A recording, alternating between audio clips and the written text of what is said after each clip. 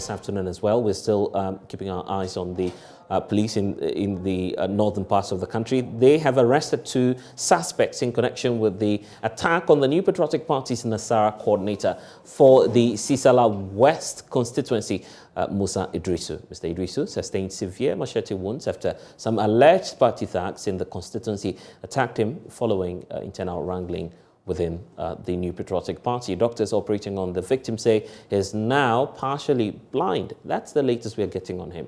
Here's a correspondent, Rafik, Salaam, giving us further details on this. The 43-year-old Sisala West constituency Nasara Coordinator, Idrisu Waleka Kinsasa, was rolled out of the Bulu Hospital with an ambulance for further medical attention due to the multiple machete wounds and fractures he sustained allegedly from some NPP tags of a polling station executive elections. You know, what we call the lower jaw. He has sustained 2 fractures, in the jaw, and also he broke the 2 bones in the right forearm and then 1 bone in the left forearm, and multiple lacerations, one on the left lower limb, the other on his forehead, and then 1 on his right forearm. Medical director of the Upper West Regional Hospital, Dr. Robert Amasia, said due to the various degrees of injuries, including him partially blind as a result of gland trauma, the surgery and treatment was done in phases and with different surgeons. Exactly what we did was the maxillofacial surgeon fixed the jaw, and then myself, the orthopedic surgeon, I fixed the right radius and ulna, the left ulna, and then we repaired the tendons that were lacerated. How many hours did you use to fix? So this was a combined surgery of orthopedics and maxillofacial, so it took almost 2 hours to get everything fixed. He said it would take the 43-year-old father of 3 some time for him to recover fully. What I think we need to also work on is to have our clinical psychologists also, do some therapy on him, because if a group of people attack you, apart from the physical trauma that you will sustain, you have this emotional, psychological trauma too. So it's a multidisciplinary approach that we are offering him. So maxillofacial, orthopedics, then the clinical psychologist. Accordingly, he alleged that he got also blunt trauma to the eye. The ophthalmology unit too is also handling that. So we are quite a number of teams that are helping to attend to him. So we just hope that together we can support him so that he can get back to his original state. Meanwhile, in the Sisala West district capital of Bolu, there was a press conference that was held to counter accusations leveled against the Upper West Regional Minister, Dr. Hafiz bin Sali, and a host of other regional executives of the NPP on the dastardly and despicable act. The group, calling themselves Team Majid and led by Hudumwa, first of all condemned the inhumane and violent attack meted out to the constituency Nasara Coordinator. Them that act in no uncertain terms, irrespective of the magnitude of the crime he was committing at the time of the night, we believe strongly that he should have just been arrested and handed over to the chief, or better still, the police.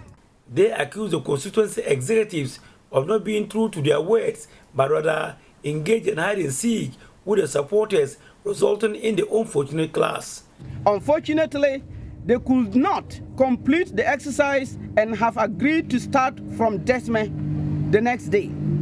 The constituency executives rather went to Facho instead of Desme as agreed with the regional reps. The reps heard of that and cautioned them not to conduct any elections there without their supervision in the interest of fairness. But they refused and went ahead with their agenda, which resulted into the clashes leading to our supporters suffering various degrees of injuries. They also jumped to the defense of the Upper Sudan minister and the security personnel deployed to the area. The Constitution Secretary cited security reasons as the basis of not conducting elections at Kunkoko, Kusale, Desme, Puluma, and Kopuluma, and other communities. Now, if the regional minister deploys security to beef up the men on the grounds to support the committee to do their work, does that amount to abuse of power? No. Did the Constitution Secretary know exactly what abuse of power is? No. The Constitution Executives are aware they will lose this year's election in totality because the good people of Sisala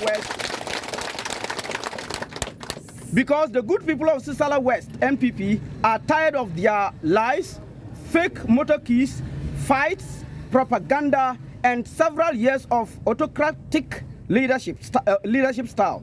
Reporting for J News, Rafik Salaam. Well, there's an update on this. Speaking on News Desk, Upper West PRO for the Ghana Police Service, Chief Inspector Gideon Boateng says 2 more suspects have been arrested in connection with the attack. In addition to those 2 who were arrested initially, we have arrested additional 2 who are Alidu Wajia. They said they doesn't know his age, but he's a former to the police, an executive of Golu there. He stays at Domiabra, a section of Golu. Then Tuman Liman, also age 60 years. Yes, he's also a native of Golu there, and then he is a farmer also. Yeah, with the police, and we are interrogating them. Hopefully, we need to arrest additional people because looking at the picture, which was speculated or circulated, quote and unquote, you know, we need to get more than the 4. Okay. So the regional police commander, in the person of DCOP, Mr. Peter in the Kugri, has sent men out there, as I spoke to you yesterday, 3 days ago, and today men are still on the ground. Intelligence are being gathered for us to earn something better than we have achieved. We are assuring the public that they should exercise constraint or restraint because police will not sit down and look for certain things to happen this way. With regards to the first suspect who were picked up, have they been put before court already? Yes, please. The 2 were sent to court yesterday. Court, the Upper West,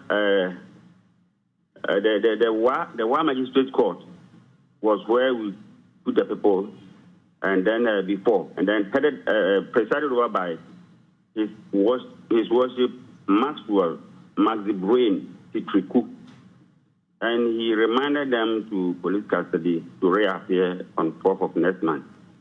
So the victim, Waleka Idrisu, now a 45-year-old man, now responded to treatment, and we hope that he gain more than he is enjoying now.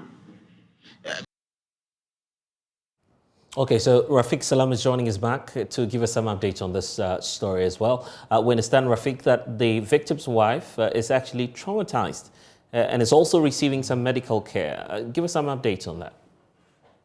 I'm told that the victim's wife is she's highly pregnant and then also at the point of labor. And so once she heard the information, she wasn't all that happy.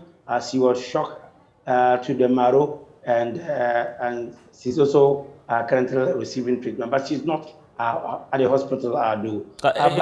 Do we know if that's likely to have some implications on the pregnancy? I'm not a doctor, but the fact of the matter is that, some of these things that happens, they have a lot of repercussions or ripple effect and whatever that goes on around the family. The 43-year-old Nasara Coordinator is a breadwinner of 3 children and also a host of other dependents on him. Actually, he's not from the Upper West region. He is from the Upper East region, precisely from Boko. And so that is really the situation here at the moment. And so everything seems not to be going on well with the family. They are really shocked and they are really terrified about what really transpired. Right, and Rafik, that's where there's a lot of concern about the general mood and the fear of some reprisals. What are you picking up on the ground? The information that we are getting on the ground is that the police are up to the task, the intelligence bodies are at Bolu. This is a place, which is closer. It's just some few kilometers away from the border in Burkina Faso. So, speaking to the Upper West Regional Minister somewhere off camera, I was telling me that the reason why they have taken some of these security men to this area is about what is really happening in Burkina Faso. So the fears of people coming from Burkina Faso to do some things on tour. So that's why they are not letting any stone unturned. Anything about that particular area, they are trying to build up security so that the people in that particular community will be secured. And how about the elections itself? What measures are the executives of the NPP in the region putting in place on that? I'm told the elections are supposed to go on in all parts of the region, all constituencies on the 28th of this month. I don't know whether I need to know whether they have really changed the schedule or that of Sasala West constituency will be changed. But for now, elections are supposed to go on in the Upper West region in almost all the constituencies on the 28th. They are still currently doing the police station executive elections. In some ways, some they are done on the quiet. Some, it's not just about elections, but sometimes it's consensus. The feeling here, and why I'm asking the question is because it's believed that there's some faults developing within the New Patriotic Party in that part of the country. Some people are beginning to take sides already. Factions are developing in that constituency. So that's why I'm asking if there's a strict decision on whether or not the elections will go ahead. As for factions, it's always in these political parties, especially the NPP in the Upper West region, the party has always been sharply divided. If you even watch at the press conference or the presses that came from the Sasala West, we have Team Majid and Team Dramani. Right. And so these are two camps or factions that are always at loggerheads. They are sworn enemies. And so even at the regional level, it's also like that. And so for now, we are yet to know whether the regional executive of the party has put on these elections on hold. But for now, the party is sharply divided. The party is in shambles in the region. And so people are really not happy about the way things are going in the region, particularly the NPP with regards to these police station elections. And the regional minister himself, you were indicating to me how he's putting in place measures to deal with the security aspects of this, but his name has also come up. Has he been talking to you on whether or not he's complicit in all of these internal party wrangling? The Upper West Regional Minister, Dr. Hafiz Bin Salih, has strenuously and vehemently denied all allegations leveled against him regarding this issue of the Sasala West constituency. This morning, he met the family of Waleka at his office, and he told them point blank that he was not interested, and whoever becomes a party chairman in any of the constituencies, what he wants is that he wants the security of the region, he wants the people in the region to be secured. And he also made mention that has never taken any decision, any unilateral decision on his own. Any decision that is taken by him in terms of security was done by the Regional Security Council. And so he's therefore surprised about the allegations that are being leveled against him. But let me also tell you that he also assured the family of Waleka that they will get justice. He will ensure that justice is delivered to them. And then the perpetrators of this shameful, dastardly, and also barbaric act are brought to book. And so that's the assurance from the regional minister this morning. We met members or the family of Waleka Idisu. Well, Rafik, we'll have to end it here, but Rafik is still monitoring the situation in the Upper West region for us. Thank you for the latest update.